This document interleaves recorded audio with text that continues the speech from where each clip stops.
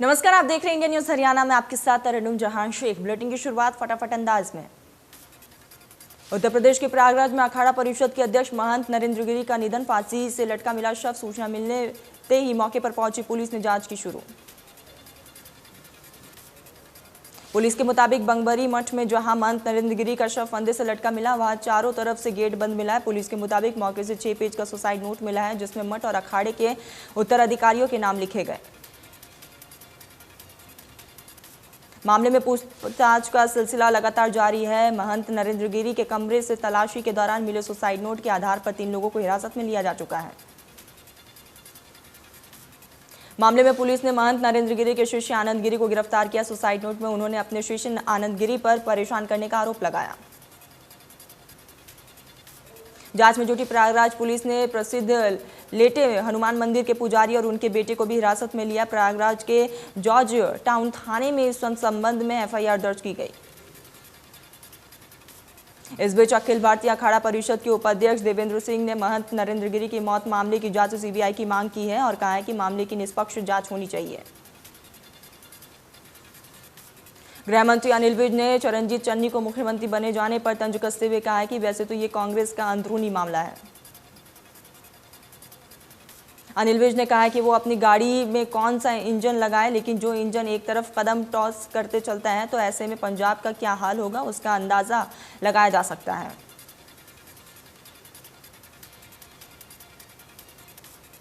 Captain Amarinder Singh के इस्तीफे के बाद चरणजीत सिंह चन्नी पंजाब के नए सीएम बने हैं। पंजाब में अगले साल होने वाले विधानसभा से पहले बड़ा बदलाव हुआ। सुप्रीम कोर्ट ने किसान आंदोलन की वजह से बंद रास्तों पर संज्ञान लिया तो हरियाणा सरकार ने रास्ता खुलवाना और किसानों के साथ बातचीत के लिए हाई लेवल कमेटी का गठन किया। हाई लेवल कमेटी ने किसानों के साथ बैठक बुलाई, लेकिन इस बैठक में एक भी किसान नेता नहीं पहुंचा, जिसे लेकर गृह मंत्री अनिल विज ने कहा है कि ये किसानों की मर्जी है। हमने सुप्रीम कोर्ट के आदेश पर हाई लेवल कमेटी गठित की ताकि दिल्ली जाने वाले रास्तों को खुलवाया जा सके। अनिल विज बोले, लोगों की दिक्कत का समाधान हो कि रास्ते बंद होने से स्थानीय इंडस्ट्री तबाह हो गई है। विज ने बताया कि बातचीत प्रजातांत्रिक व्यवस्था का हिस्सा है और हम कोर्ट को बता देंगे कि हमने प्रयास किया था। दीपेंद्र हुड्डा पर अनिल विज ने पलटवार किया, कहा है कि इस आंदोलन में जो हो रहा है, ये करवाया जा रहा है, वो दीपेंद्र हुड्डा जैसे लोग ही करवा रहे हैं। विज ने कहा है कि आंदोलन पर कांग्रेस का एजेंडा हावी है और कांग्रेस के इशारों पर ही बीजेपी के कार्यक्रम का विरोध किया जा रहा है, इसीलिए कांग्रेस दोषी है। कांग्रेस के राष्ट्रीय महासचिव रणदीप सुरजेवाला हिसार में जिला परिषद के पूर्व चेयरमैन ब्रजलाल के दिवंगत पिता को श्रद्धांजलि देने पहुंचे। इस दौरान पंजाब में हुए बदलाव पर उन्होंने कहा है कि पंजाब के 95% विधायकों ने पार्टी हाईकमान को पंजाब मुख्यमंत्री बदलने की मांग की थी। सुरजेवाला ने कहा है कि पिछले चुनाव के समय में कैप्टन अमरिंदर सिंह ने गुरु ग्रंथ साहिब पर हाथ रखकर कहा था कि इस चुनाव के बाद वो क्रियाशील राजनीति नहीं करेंगे। पंजाब के नए मुख्यमंत्री चरणजीत सिंह चन्नी को लेकर सुरजेवाला ने कहा कि पंजाब में अनुसूचित जाति पिछड़े वर्ग से कोई मुख्यमंत्री नहीं बना था। कांग्रेस ने चरणजीत सिंह चन्नी को मुख्यमंत्री बनाकर साबित किया है कि वो गरीब कमजोर वर्ग को सशक्त करने को लेकर प्रयासरत है। Faridabad Haryana right to service commission ने चेयरमैन टीसी गुप्ता ने कहा है कि प्रदेश में 586 ऐसी सर्विसेज है जो सेवा अधिकारी के तहत आती है। समयबद्ध तरीके से जनता तक पहुंचाना जरूरी है। टीसी गुप्ता ने कहा कि मुख्यमंत्री मनोहर लाल चाहते हैं कि अंतिम छोर पर ये हर व्यक्ति तक पहुंचे, इसीलिए सरल पोर्टल का नाम भी अत्यंत्यो पोर्टल रखा गया। टीसी गुप्ता ने दावा किया है कि पूरे देश में हरियाणा पहला ऐसा राज्य है जहां जनता की सेवा के लिए सरकार लड़ाई लड़ेगा। इसका मकसद जनता को लाभ पहुंचाना है। उन्होंने कहा है कि अधिकारी कर्मचारी समय पर काम करते हैं। जब ऐसे ही शिकायत पोर्टल पर आएगी और यदि उस पर काम नहीं हुआ तो ये शिकायत अपने आप अपील में चली जाएगी। भारतीय किसान यूनियन के नेता राकेश टिकैत लखीमपुर खीरी के एलआरपी स्थित शेरे ढाबा पहुंचे, जहां उनका भाकियू के कार्यकर्ताओं ने जोरदार स्वागत किया। राकेश टिकैत ने मीडिया से बातचीत करते हुए कहा कि सरकार बेलगाम हो चुकी है। बीजेपी सरकार किसान विरोधी सरकार है। 2022 के चुनाव में किसानों के अलावा आम जनता भी बीजेपी को करारा जवाब देगी। राकेश टिकैत किसानों के गन्ना के भुगतान पर कहा है कि उत्तर प्रदेश में किसानों के साथ अत्याचार हो रहा है। किसानों का करोड़ों का भुगतान बीजेपी सरकार की वजह से रुका है। राकेश टिकैत बोले, किसान चाहे सिर मुड़वाए कुछ भी करे, सरकार किसानों की समस्या नहीं सुनेगी। उन्होंने कहा है कि जनता अब बीजेपी को वोट नहीं देगी। भिवानी में सांसद धर्मवीर सिंह का बयान, देश का किसी भी गरीब से जूझ रहा है, कोई रास्ता निकालना पड़ेगा ताकि किसान अपने बच्चों का पेट पाल सके और किसानों से ही दूसरे आदमी भी आंदोलन की वजह से तंग ना हो। सोनीपत में 27 सितंबर को भारत बंद को लेकर ऑल इंडिया किसान खेत मजदूर संगठन की तरफ से शहर में मोटरसाइकिल रैली का होगा आयोजन।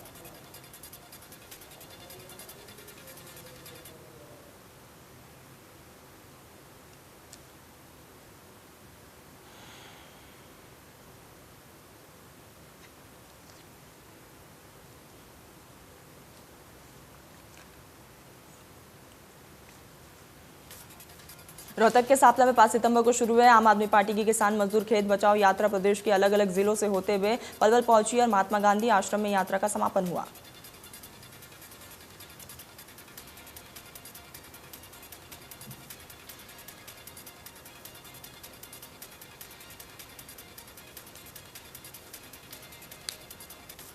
राज्यसभा सांसद सुशील गुप्ता ने महात्मा गांधी की प्रतिमा पर श्रद्धांजलि अर्पित की। उन्होंने कहा कि केंद्र सरकार से मांगे कि वो तीनों कृषि कानून वापस लें। उन्होंने पंजाब सरकार के कहने कांग्रेस और कैप्टन अमरिंदर पर भी निशाना साधा। सांसद सुशील गुप्ता ने कहा कि पंजाब में अब कांग्रेस की दाल गलने वाली नहीं है। आने वाले चुनाव में पंजाब में आम आदमी पार्टी की सरकार बनेगी और निश्चित तौर पर एक दिन देश में भी आम आदमी पार्टी की सरकार बनेगी। अरविंद केजरीवाल पीएम होंगे।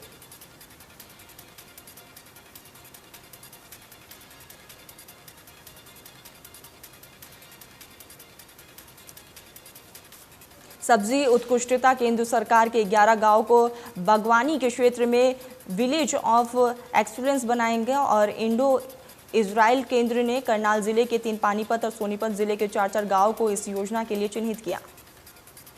संस्था का एक्सपोर्ट चयनित गांव के सब्जी उत्पादक किसानों को बागवानी की आधुनिक तकनीक, खेती की विधियों और सरकार की योजनाओं से जोड़ेगी ताकि सब्जियों का उत्पादन और किसानों की आमदनी में बढ़ोतरी हो।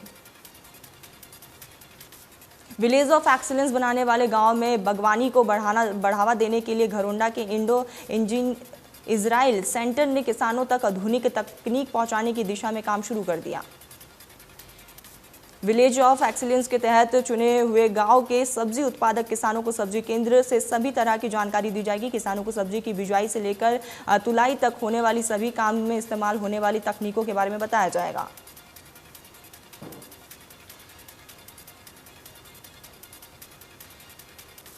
कोरोना मामलों में गिरावट को देखते हुए हरियाणा सरकार ने छात्रों के लिए फिजिकल मोड में क्लासेस फिर से शुरू कर दिए। हरियाणा में क्लासेस 1 से 3 की फिर से शुरुआत हुई। सरकार ने छात्रों के लिए उपस्थिति अनिवार्य नहीं की है। इस दौरान छात्र फिजिकल क्लासेस भी कर सकेंगे और इस दौरान ऑनलाइन क्लासेस भी ऑन है। फतेहाबाद सरकारी प्राइमरी स्कूल के इंचार्ज प्रवीण रानी ने बताया कि सरकार के आदेशों के बाद कक्षा 1 से 3 तक की क्लासेस खुल चुकी है और इस दौरान कोरोना प्रोटोकॉल का भी ध्यान रखा जा रहा है। पलवल में कोरोना महामारी के 1 साल 6 महीने के बाद 1 से 3 की कक्षाएं सोमवार से शुरू हो गई है। पहले दिन स्कूल आने वाले बच्चों में खासा उत्साह देखने को मिला। कोरोना काल के बाद पहले दिन स्कूल में बच्चों की संख्या काफी कम रही। स्कूलों में आने वाले बच्चों के हाथों को सैनिटाइज करवाया गया और मास्क लगवाकर क्लास में एंट्री दी गई। भिवानी में 44वीं all India civil services kabaddi tournament का समापन हुआ है। पुरुष वर्ग के दिल्ली सेंट्रल एक्ट्रिएट की टीम ने हरियाणा को 10 के मुकाबले 20 अंकों से हराकर टॉप पर किया कब्जा। कबड्डी प्रतियोगिता में महिला वर्ग में राजस्थान की टीम ने हरियाणा को 7 के मुकाबले को 22 अंक से हराया। कबड्डी प्रतियोगिता में 26 राज्यों में से 1000 खिलाड़ी और कोच खेल महाकुंभ में 3 दिन जुटे रहे। सांसद धर्मवीर सिंह ने विजेता खिलाड़ियों को सम्मानित किया। केंद्रीय पशुपालन, डेयरी एवं मत्स्य पालन मंत्री पुष्पोत्तम रूपाला ने नूंह के बिस्सा अखबारपुर तावड़ू में कामधेनु योग साधना केंद्र का उद्घाटन किया। कार्यक्रम के दौरान उन्होंने कहा है कि जब हम अपने बच्चों को हॉस्टल में रखने के लिए अच्छा हॉस्टल देखते हैं, उन पर पैसा खर्च करते हैं, तो हम गाय को हॉस्टल में क्यों नहीं रख सकते। उन्होंने कहा है कि हर नगर के बाहर गाय का हॉस्टल होना चाहिए। इस हॉस्टल में खर्च देकर कोई भी अपनी गाय को रख सकता है और उसका दूध ले सकता है। इससे इसको शुद्ध दूध मिलेगा। उन्होंने कहा है कि इससे गौशाला के लिए दान की जरूरत नहीं होगी। इस दौरान केंद्रीय मंत्री ने गौ पूजन और गौदान का भी निरीक्षण किया। जिंद में जिला उपायुक्त नरेश नरवाल ने जिला अस्पताल का औचक निरीक्षण किया। वही सबसे पहले डीसी ने पंजाब नेशनल बैंक की तरफ से उपलब्ध करवाई गई मशीनरी को डॉक्टर को सौंपा। जिंद डीसी ने सीएमओ को व्यवस्थाओं को दुरुस्त करने के निर्देश दिए। डॉक्टरों ने आने जाने के वालों से पूछताछ की। इसके बाद सीएमओ ने सभी डॉक्टरों की मीटिंग ली। गुरुग्राम स्वास्थ्य विभाग का कहना है कि डेंगू मलेरिया से निपटने के लिए पुख्ता इंतजाम कर दी गई है। इसके साथ ही प्राइवेट लैब और अस्पतालों में टेस्ट को लेकर निर्देश जारी किए गए। देश में पिछले 24 घंटे में कोरोना वायरस के 28,897 नए मामले सामने आए। 34,467 रिकवरी हुई है। 251 लोगों की कोरोना से मौत हुई। महाराष्ट्र में 24 घंटे में कोरोना के 2,583 नए मामले सामने आए। एक दिन में 28 मरीजों ने दम तोड़ा। महाराष्ट्र में अभी करीब 41,000 केस एक्टिव। केरल में पिछले 24 घंटे में कोरोना के 15,000 से ज्यादा नए केस सामने आए। एक दिन में 92 मरीजों की मौत हुई है। केरल में अभी 1 लाख से ज्यादा एक्टिव केस। केरल सरकार ने कोविड-19 के कारण पिछले साल मार्च से बंद स्कूलों को 1 नवंबर से फिर से खोलने का फैसला लिया है। सीएम पिनराई विजयन की अध्यक्षता में हुई बैठक में निर्णय लिया गया। कर्नाटक में पिछले 24 घंटे में कोरोना के 667 नए केस सामने आए। एक दिन में 24 लोगों की मौत हुई है। कर्नाटक में अभी 14,000 से ज्यादा एक्टिव केस। दिल्ली में 24 घंटे में कोरोना के 20 नए केस सामने आए। एक दिन में 28 मरीज रिकवर हुए। दिल्ली में 379 एक्टिव केस। प्रदेश में कम हो रहा कोरोना। पिछले 24 घंटे में कोरोना के 13 नए केस सामने आए। एक दिन में 7 मरीज रिकवर हुए। प्रदेश में एक्टिव केस 340। जम्मू कश्मीर के शोपियां में आतंकवादियों के सर्च ऑपरेशन के दौरान फतेहाबाद के गांव हंसेवाला के 30 वर्षीय जवान जयपाल सिंह शहीद हो गया। जयपाल के शहीद होने की सूचना के बाद गांव में शोक की लहर है। ग्रामीणों ने जवान के घर जाकर परिवार को सांत्वना दी। शहीद जयपाल साल 2019 में भारतीय सेना में भर्ती हुए थे, जिनका एक बेटा भी है। जयपाल के पिता वेद प्रकाश गांव में खेती का काम करते हैं। इंद्र इलाके में मोबाइल कंपनी को रिहायशी एरिया में टावर लगाने पर ग्रामीणों ने भारी विरोध जताया है। ग्रामीणों के विरोध के कारण कंपनी को टावर लगाने का काम अधूरा रोकना पड़ा। वही ग्रामीणों ने कंपनी के खिलाफ नारेबाजी करते हुए कहा है कि कंपनी रिहायशी इलाके में टावर लगाना चाहती है, जो बिल्कुल भी गलत है। ग्रामीणों का कहना है कि क्योंकि रिहायशी इलाके में टावर लगाने के कारण बीमारी फैलने का खतरा काफी बढ़ जाता है, इसीलिए किसी भी सूरत में टावर नहीं लगने देंगे। सिरसा में रास्ते में आने वाले लोगों के साथ बदसलूकी का मामला सामने आया। बदसलूकी करने वाले लोगों से आक्रोशित लोग इकट्ठा होकर डीसी कार्यालय पहुंचे। ग्रामीणों ने डीसी कार्यालय के बाहर धरना प्रदर्शन करते हुए चेतावनी दी है, जब तक न्याय नहीं तब तक घर वापसी नहीं है। ग्रामीणों ने पुलिस प्रशासन पर कार्रवाई न करने का आरोप लगाया। करनाल विश्व बधिर दिवस के मौके पर मुख्य बधिरों ने अपनी मांगों को लेकर जिला सचिवालय तक पहुंचे और इस दौरान डीसी को ज्ञापन सौंपा। दिव्यांग मुख्य बधिरों ने सरकार से मांग की है कि मुख्य बधिर की उनके लिए रोजगार के अवसर प्रदान करें और सांकेतिक भाषा का प्रत्येक विभाग में प्रबंधन करें। रोहतक में सेना की भर्ती रद्द करने पर लघु सचिवालय पर युवाओं ने प्रदर्शन किया। प्रदर्शन में रोहतक, सोनीपत और झज्जर में युवा शामिल हुए। युवाओं ने बार बार भर्ती रद्द होने पर प्रदर्शन किया है। पहले भी जिला उपायुक्त को ज्ञापन सौंपा जा चुका है। सिरसा में 27 सितंबर को भारत बंद को लेकर सर्व कर्मचारी संघ के बैनर तले बिजली विभाग के कार्यालय में कर्मचारी इकट्ठा होकर आगे की रणनीति पर चर्चा की। कर्मचारियों ने सरकार के खिलाफ जमकर नारेबाजी भी की। कर्मचारियों का कहना है कि आने वाले 27 सितंबर को कर्मचारी निजीकरण के खिलाफ आंदोलन करेंगे। किसानों के भारत बंद का भी पूरी तरह से समर्थन करेंगे और किसानों से समर्थन की मांग करेंगे। फतेहाबाद में अफसरों की लापरवाही देखने को मिली है। लापरवाही के कारण बस स्टैंड के अंदर ही बंद रोडवेज की लॉरी बसों का हुआ बीमा खत्म। रोडवेज विभाग के अफसरों की लापरवाही के कारण फतेहाबाद डिपो की 109 बसों में से 74 बसों के थमे पहिए। फतेहाबाद बस डिपो को रोज 3 से 4 लाख रुपए का नुकसान हो रहा है। अफसरों की लापरवाही से परिवहन सर्विस के ग्रामीण क्षेत्र और दैनिक यात्रियों के लिए मुसीबत बढ़ा है। पिछले 6 दिनों से बस ठप पड़ी हुई है। फतेहाबाद के लोकल रूट के अलावा पंजाब, दिल्ली, चंडीगढ़, राजस्थान और उत्तर प्रदेश जाने वाली बसों के लिए भी रूट प्रभावित हुए। रोडवेज कर्मचारियों में विभाग के प्रति रोष है। डिपो सरकार में प्रदर्शन कर डीसी को सौंपा ज्ञापन। अंबाला में बेरहमी से हत्या करने का मामला सामने आया। बताया जा रहा है कि 27 वर्षीय युवती की चाकू से गोद कर हत्या कर दी गई है। फिलहाल पुलिस मामले की जांच में जुटी। बताया जा रहा है कि घटना की सूचना मिलते ही मौके पर पहुंची पुलिस ने मामला दर्ज कर लिया है और अंजाम देने वाले 2 युवकों सहित महिला को गिरफ्तार किया। बल्लभगढ़ में सोहाना रोड पर तेज रफ्तार से आ रहे ट्रक ने बाइक सवार युवक को भयंकर टक्कर मार दी, जिससे युवक के दोनों पैरों में काफी चोटें आई।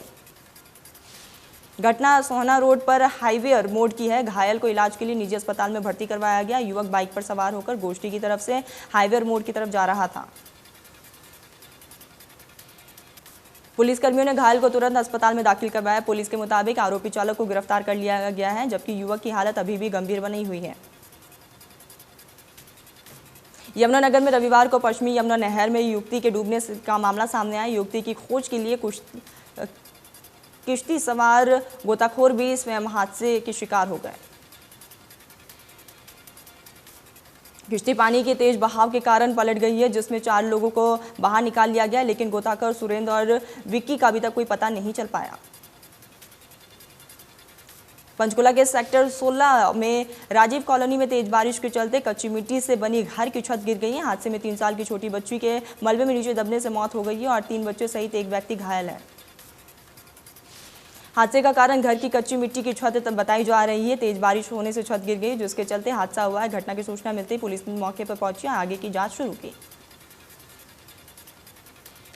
उत्तर प्रदेश के बाराबंकी में हुई मूर्ति विसर्जन के दौरान बड़ा हादसा हो गया। गणेश मूर्ति विसर्जन के दौरान 5 श्रद्धालु कल्याणी नदी में डूब गए हैं। डूबने वालों में 1 महिला और 4 पुरुष हैं। कामधेनु गौशाला में वार्षिक महोत्सव का आयोजन किया गया, जिसमें केंद्रीय पशुपालन, डेयरी और मत्स्य पालन मंत्री ने शिरकत की। कामधेनु गौशाला में जनहित के लिए आरोग्य केंद्र का भी निर्माण किया गया है, जिससे लोगों को काफी फायदा होगा। बीएसपी का टिकट लेने के इच्छुक उम्मीदवारों को एक टेस्ट पास करना होगा। ये टेस्ट इस बात को लेकर होगा कि उन्होंने अपने विधानसभा क्षेत्र में क्या काम किया है, जनता से उनका कनेक्शन कितना है। बहुजन समाज पार्टी ने विधानसभा उम्मीदवार घोषित करने से पहले अपने प्रत्याशियों को हर विधानसभा क्षेत्र में प्रभारी बनाया है। यहां पर कामकाज करने के लिए उनके पास 2 महीने का समय है। पोर्नोग्राफी केस में एक्ट्रेस शिल्पा शेट्टी के पति और बिजनेसमैन राज कुंद्रा को मिली जमानत 50,000 के मुचलके पर कोर्ट ने राज कुंद्रा को जमानत दी है। राज कुंद्रा पर अश्लील कंटेंट बनाने, OTT प्लेटफॉर्म पर रिलीज करने का आरोप है। राज कुंद्रा के वकील प्रशांत पाटिल ने कहा है कि सेलिब्रिटी और प्रोड्यूसर डिसाइड करते थे कि क्या अपलोड करना है। राज कुंद्रा या रियान ये तय नहीं करते थे कि क्या अपलोड किया जाना है। आपको बता दें कि पोर्नोग्राफी केस में मुंबई क्राइम ब्रांच के अधिकारियों ने कुछ समय पहले ही सप्लीमेंट्री चार्जशीट दाखिल की थी। चार्जशीट करीब 1467 पन्ने के थे, जिसमें से 43 गवाहों को बयान लिए गए थे।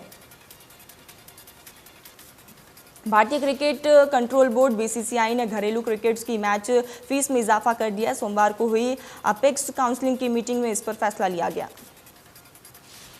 जिन खिलाड़ियों ने घरेलू क्रिकेट में 40 से ज्यादा मैच खेले, उनकी मैच फीस में 60,000 रुपए का इजाफा किया गया। अंडर 23 के खिलाड़ियों की फीस में 25,000 रुपए का इजाफा किया गया और अंडर 19 क्रिकेटर्स की फीस में 20,000 रुपए की बढ़ोतरी की गई।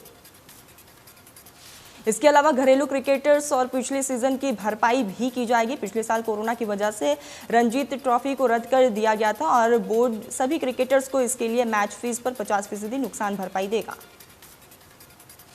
BCCI सचिव जय शाह ने ट्वीट किया है, 2019-20 के घरेलू सीजन में भाग लेने वाले क्रिकेटरों को कोविड-19 के कारण बर्बाद हुए 2020-21 सीजन के लिए मुआवजे के रूप में 50% अतिरिक्त मैच शुल्क मिलेगा। इसके अलावा मैच फीस बढ़ाने का ऐलान करते हुए उन्होंने लिखा है कि मुझे घरेलू क्रिकेटरों के लिए मैच फीस में बढ़ोतरी की घोषणा करते हुए खुशी हो रही है।